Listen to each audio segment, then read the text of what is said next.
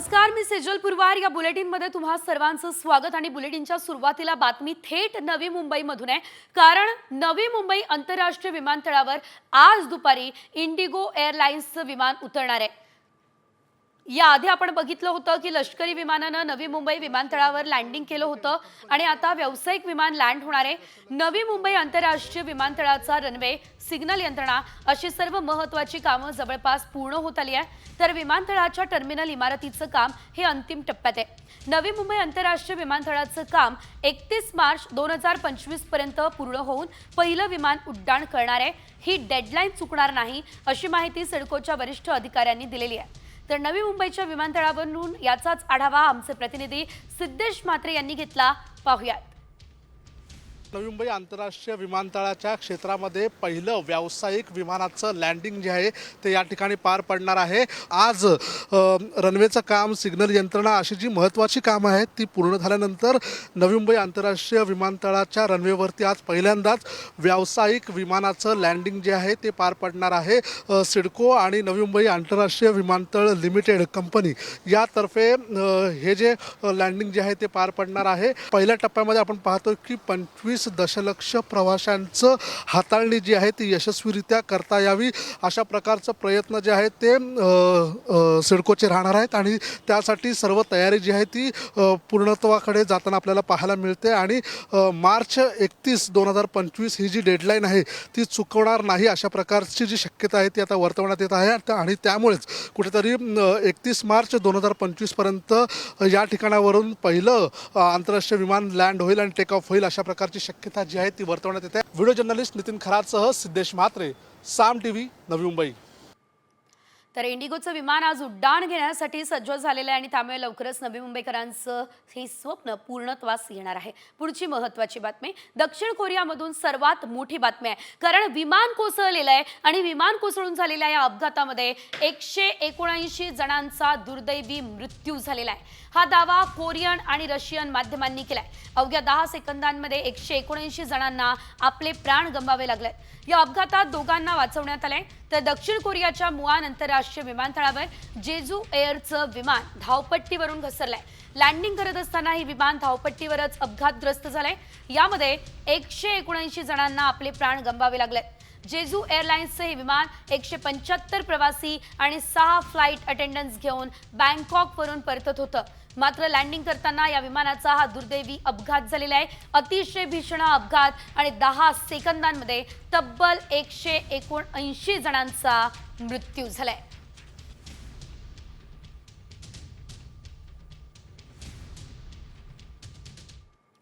यासह इतर काही महत्त्वाच्या बातम्यांचा आढावा घेऊया टॉप 50 मध्ये. शिमला या ठिकाणी प्रचंड बर्फवृष्टी होतीये. शहरावर बर्फाची चादर आहे. स्थानिक प्रशासनानं पर्यटकांना सावधानतेचा इशारा सुद्धा दिलाय.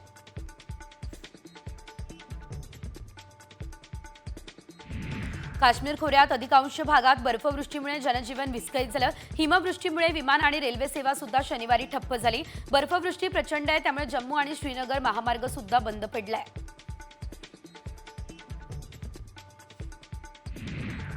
श्रीनगरमध्ये होत असलेल्या बर्फवृष्टीमुळे श्रीनगर जम्मू राष्ट्रीय महामार्ग बंद झाला. महामार्गावर अनेक वाहनं अडकली त्यामुळे वाहतूक सुद्धा विस्कळीत झाली आहे. बर्फवृष्टीमध्ये 2000 पेक्षा जास्त लोक अडकली आहेत. श्रीनगरमध्ये जोरदार बर्फवृष्टी होतीये त्यामुळे विमानतळावर बर्फाची चादर पसरली. विमानं बर्फाच्या चादरीत लपून गेली. बॉर्डर रोड्स ऑर्गनायझेशनकडून बर्फ हटवण्याचं काम हे युद्ध पातळीवर सुरू आहे. शिमला या ठिकाणी रस्ते निसरडे झाले. गाड्यांचे अपघात वाढले. गाड्या बर्फावरून घसरत आहेत. जीव वाचवण्यासाठी अगदी चालत्या गाडीतून चालकाला उडी मारावी लागते. प्रवासी बस सुद्धा घसरताना दिसते. अनेक व्हिडिओ सुद्धा या संदर्भातले समोर आले. भारत नेपाळ सीमेवर हाडं गोठवणाऱ्या थंडीत जवान मात्र देशाच्या सीमेवर पाय रोवून उभेत. उत्तराखंडमध्ये भारत नेपाळ सीमेवर सशस्त्र सीमा बलाचे जवान देशाचं संरक्षण करतायत. हातात शस्त्र घेऊन ते बर्फातून गस्त घालतायत आणि या बर्फाची खोली सैनिकांच्या गुडघ्यापर्यंत आहे.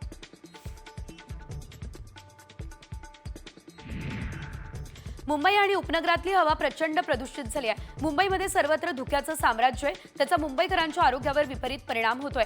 प्रदूषणामुळे मुंबईमध्ये दृश्यमानता घटली आहे. हे प्रदूषण रोखण्यासाठी MMRDA सध्या ॲक्शन मोडमध्ये आली आहे.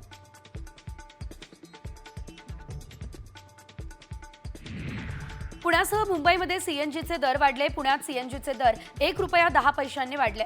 मुंबईमध्ये ₹1 दरवाढ झाली आहे. अवघ्या 2 महिन्यांमध्ये तिसऱ्यांदा महानगर गॅस लिमिटेडकडून ही दरवाढ करण्यात आली आहे.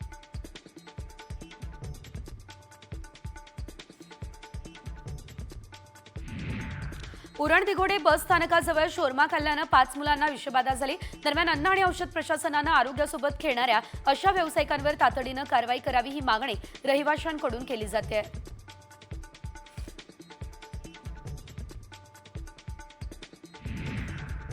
भंडारा जिल्हा सामान्य रुग्णालयात उंदरांनी धुमाकूळ घातला. रुग्ण कक्षात उपचारासाठी भरती असलेल्या रुग्णांच्या सामानावरून उंदरांची टोळी खुशाल फिरतीये.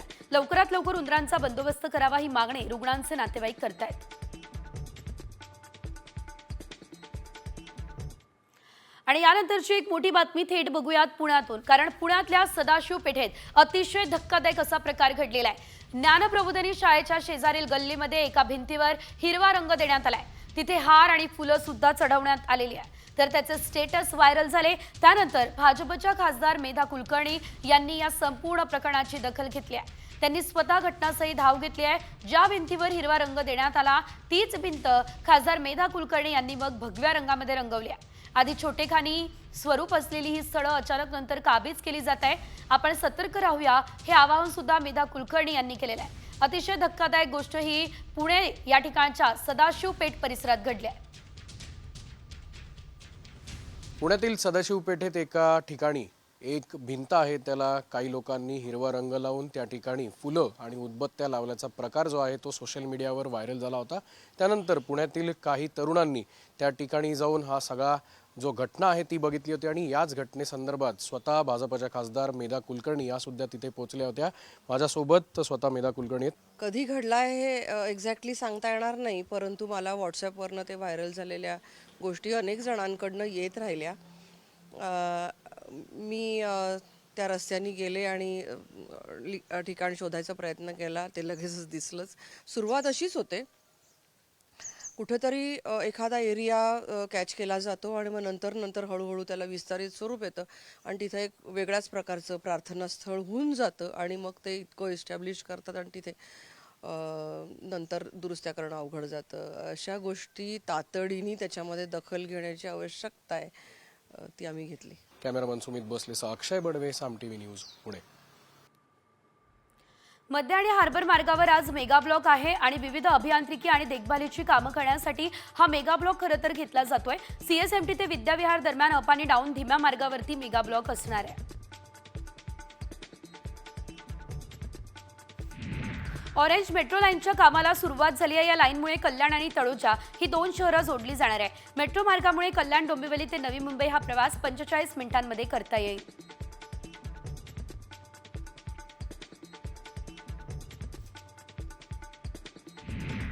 नवी मुंबई आंतरराष्ट्रीय विमानतळावरून आज पहिल्या व्यावसायिक विमानाचं लँडिंग होणार आहे. दुपारी 12 वाजता व्यावसायिक विमानाचं लँडिंग होईल ही माहिती मिळते.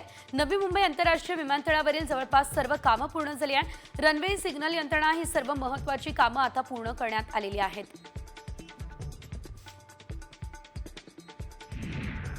मुंबईहून इस्तांबुलला जाणाऱ्या इंडिगो कंपनीचं विमान रद्द करण्यात आलं. प्रवाशांनी विमानतळावर गोंधळ घातला. विमानाचं सकाळी 6:30 वाजेपासून टेक ऑफ झालं नाही, त्यामुळे प्रवासी आक्रमक झाले. प्रवाशांनी एअरपोर्ट मॅनेजरला संपर्क साधला, मात्र कोणतं उत्तर मिळालं नाही असं प्रवाशांचं म्हणणं आहे. येत्या बजेटमध्ये मोदी सरकार करदात्यांसाठी एक मोठं गिफ्ट देऊ शकतं. 15 लाखांपर्यंतचं उत्पन्न पूर्णतः करमुक्त होणार अशी माहिती सूत्रांनी दिली. त्यामुळे लाखो करदात्यांना आणि शहरी मध्यम वर्गाला सर्वात मोठा दिलासा मिळू शकतो.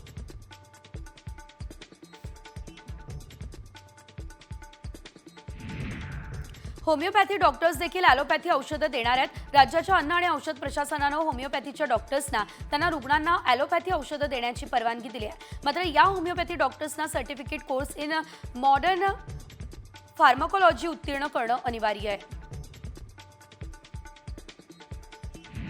तिकडे साताऱ्यातल्या पुसेगावमधील हिंदकेसरी बैलगाडा शर्यत रोमन आणि सर्जा या बैलजोडीनं अव्वल स्थान यामध्ये पटकावलं. या बैलगाडी शर्यतीच्या थराराची विश्वजित साळुंखे यांनी ही खास दृश्य टिपली.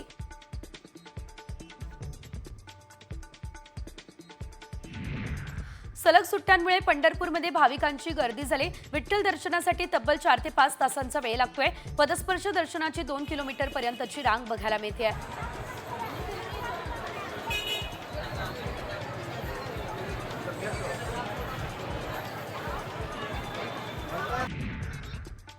अकोल्यातली कृषी महोत्सवामध्ये कोंबडे पालनाचा स्टॉल आकर्षक ठरलेला आहे. या स्टॉलवरती शेतकऱ्यांचं अकोलेकरांची गर्दी दिसते. कोंबड्यांच्या पालनाची पोल्ट्री सुरू करून एका शेतकऱ्यानं लाखोंचा नफा मिळवलाय. त्यामुळे मार्गदर्शनासाठी या स्टॉलवरती आता गर्दी दिसते.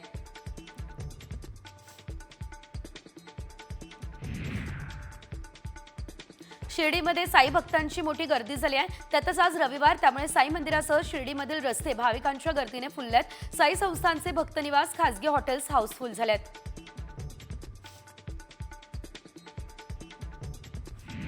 दोन 2024 हे वर्ष सरत आलेलं आहे. वीकेंडच्या निमित्तानं अलिबागचे समुद्र किनारे पर्यटकांनी फुललेत. नागाव आणि अलिबाग बीचवर पर्यटकांनी मोठी गर्दी केली आहे. पर्यटकांमध्ये मोठ्या प्रमाणात आता मुंबई आणि पुणेकरांचा समावेश आहे.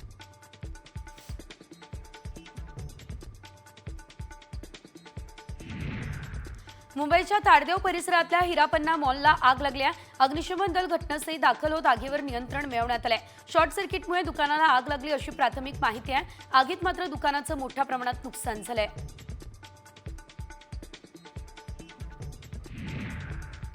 मुंबई किंवा ठाण्यातून चोरीच्या रिक्षा नाशिकमध्ये नंबर प्लेट बदलून विक्री करणाऱ्या संशयितास आता पोलिसांनी बेड्या ठोकल्या. 6 रिक्षांसह अनेक बनावट नंबर प्लेट क्राईम ब्रांच युनिटला सापडल्या. या संशयिताच्या ताब्यातून आता 6,25,000 रुपयांचा मुद्देमालही हस्तगत करण्यात आला. जालना शहरातल्या जुना मोंढा भागात एका व्यापाऱ्याची 12.5 लाखांची बॅग लंपास करण्यात आली. 3 ते 4 अज्ञात चोरट्यांनी व्यापाऱ्याला मारहाण केली आणि लुबाडलंय. घटनेचा थरार सीसीटीव्ही कॅमेऱ्यात कैद झालाय. या प्रकरणी अज्ञात चोरट्यांविरोधात गुन्हा सुद्धा दाखल करण्यात आलाय.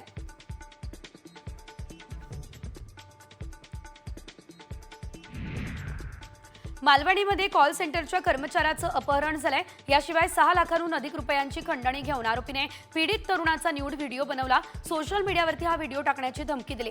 या प्रकरणी मुंबई पोलीस अधिकाऱ्यांच्या नातेवाईकांसह दोघांनाही अटक करण्यात आली.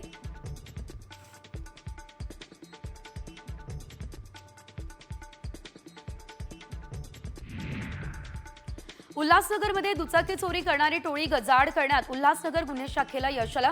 त्यांच्याकडून 7 दुचाकी जप्त करण्यात आल्या.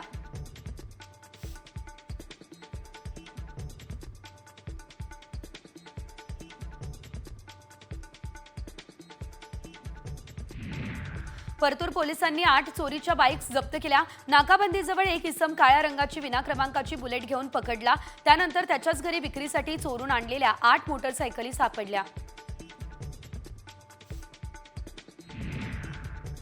उल्हासनगर शांतीनगर भागात एका युवकाची गळा चिरून निर्घुण हत्या करण्यात आली. पंकज निकम असं मृत व्यक्तीचं नाव आहे. या प्रकरणी मध्यवर्ती पोलीस ठाण्यात गुन्हा सुद्धा दाखल करण्यात आलेला आहे.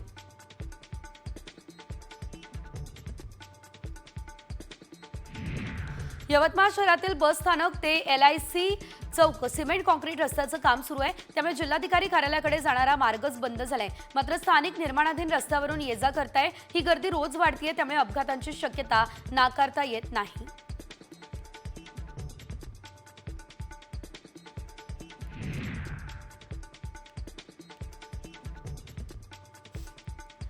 जसप्रीत बुमराह यानं ऑस्ट्रेलियाच्या ट्रेव्हिस हेडला बाद केलाय. टेस्टमधील 200वी विकेट काढल्या. टेस्टमध्ये 200 पेक्षा जास्त विकेट्स घेणाऱ्या बुमराहची सरासरी ही माल्कम मार्शल, जोएल गार्नर आणि कर्टली एम्ब्रॉज या दिग्गज वेगवान गोलंदाजांपेक्षाही उजवी आहे.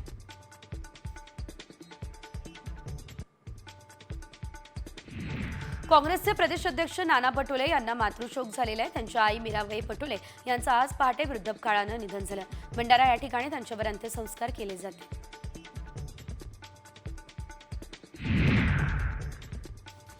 छत्रपती संभाजीनगरच्या पैठणमध्ये शेतकरी आक्रमक झालेले आहेत. शेतकऱ्यांनी भाजीपाला थेट रस्त्यावर फेकलेला आहे. हिवाळ्यामध्ये भाजीपाल्यांचे भाव कमी झाले आहेत, त्यामुळे शेतकऱ्यांचा उत्पादन खर्चही निघत नाहीये. पाचोडमध्ये शेतकऱ्यांनी भाजीपाला फेकून दिलाय.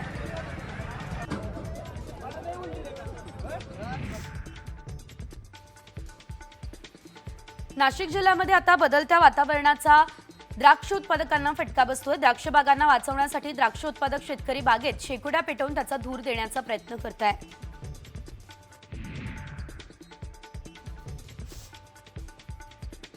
धाराशिव जिल्ह्यात डिसेंबर अखेर रब्बीची पेरणी पूर्ण झाली आहे. 4 लाखांपेक्षा जास्त हेक्टरवर तुरीची पेरणी झाली आहे. दुसरीकडे ज्वारीवर लष्करी अळी तर हरभऱ्यावर कीड रोग प्रादुर्भाव, त्यामुळे शेतकरी आता चिंतेत सापडला आहे.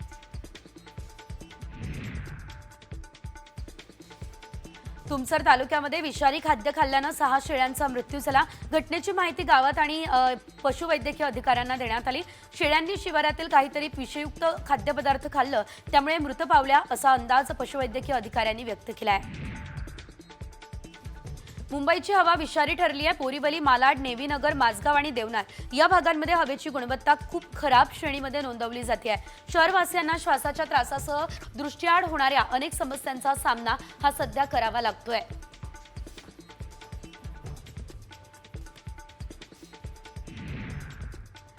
आणि आता टॅक्स भरणाऱ्या नोकरदार वर्गासाठी अत्यंत मोठी आणि महत्त्वाची आणि आनंदाची बातमी आहे. कारण येत्या बजेटमध्ये मोदी सरकार हे करदात्यांसाठी एक मोठं गिफ्ट देण्याची तयारी करतंय. हे गिफ्ट नेमकं काय असणार आहे आणि कसा तुम्हाला याचा फायदा होणार आहे, पहा आमच्या या खास रिपोर्टमध्ये. करदात्यांसाठी आनंदाची बातमी.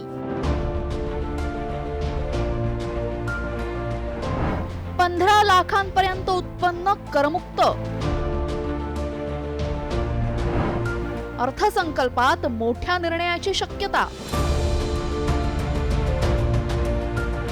देशभरातील करदात्यांसाठी आनंदाची बातमी. 15 लाखांपर्यंत उत्पन्न असणाऱ्यांना टॅक्समध्ये मोठी सूट मिळू शकते. सूत्रांनी दिलेल्या माहितीनुसार केंद्र सरकार मध्यम वर्गांना सवलत देण्याबरोबरच अर्थव्यवस्थेतील मंदीमुळे मागणीला चालना देण्यासाठी हा निर्णय घेऊ शकतं. सरकारच्या या निर्णयामुळे देशभरातील लाखो करदात्यांना, विशेषतः महागाईच्या ओझ्याखाली दबलेल्या शहरी मध्यम वर्गाला मोठा दिलासा मिळू शकतो. गरीब आणि मध्यम वर्ग हा खाद्यपदार्थांच्या किमती वाढल्यानं सध्या त्रस्त आहे. त्यामुळे येत्या वर्षामध्ये मध्यम वर्गाला मोठा दिलासा मिळू शकतो. दरम्यान सध्या काय परिस्थिती आहे आपण पाहूयात. मध्यम वर्ग मोठ्या प्रमाणात आर्थिक तणावात आहे. करकपात झाल्यास मध्यम वर्गाला मोठा दिलासा मिळेल. उपभोग्य वस्तूंच्या मागणीला पाठबळ मिळणार आहे. आर्थिक मंदी आणि राहणीमानाच्या वाढत्या खर्चानं मध्यम वर्ग आर्थिक दबावात आहे. करकपातीचा सर्वाधिक लाभ हा नोकरदार वर्गाला होणार आहे. नोकरदारांच्या हातामध्ये अधिक पैसा येईल आणि ग्राहक खर्च वाढून अंतिमतः अर्थव्यवस्थेला मंदीतून बाहेर पडण्यास मदत होईल. त्यामुळे करकपात झाल्यास सर्वसामान्य नोकरदाराला मोठा दिलासा मिळेल. मात्र सध्याची कर पद्धती कशी आहे हेही आपण समजून घेऊयात. 3 लाखांपर्यंतच्या उत्पन्नावर 0% कर आकारला जातो.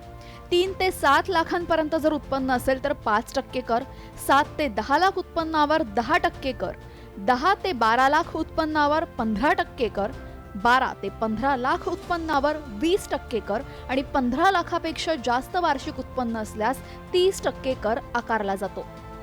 दरम्यान जुनी कर प्रणाली कशी होती हेही समजून घेऊयात. 2.5 लाखांपर्यंतच्या उत्पन्नावर 0% कर, 2.5 ते 5 लाखांपर्यंतच्या उत्पन्नावर 5% कर, 5 ते 10 लाखांपर्यंतच्या उत्पन्नावर 20% कर आणि 10 लाखांपेक्षा जर जास्त उत्पन्न असेल तर 30% कर आकारला जात होता. दरम्यान 5 लाख पगार असलेल्यांना रिबेट लागू होतं. हजारो नाही, लाखो नाही, तो करोडो व्यक्तींसाठी आणि करोडो करदात्यांसाठी ही खूप जास्त महत्त्वाची आणि आवडीची गोष्ट असेल जर असे काही झाले तर. पण ह्याचा जर विचार आपण सरकारच्या अँगलनी केला तर सरकारसाठी हा एक खूप मोठा रेव्हेन्यू लॉस होणार आहे. वार्षिक 15 लाखांपर्यंत उत्पन्न असणाऱ्या व्यक्तीला किती आयकर सवलत दिली जाईल याबाबत अद्याप कोणतीही माहिती समोर आलेली नाही. मात्र याबाबत जो निर्णय घेतला जाईल त्याची घोषणा 1 फेब्रुवारीच्या अर्थसंकल्पामध्ये केली जाण्याची शक्यता आहे. त्यामुळे पॉपकॉर्नसह इतर छोट्या वस्तूंवर GST लादणाऱ्या अर्थमंत्री सर्वसामान्य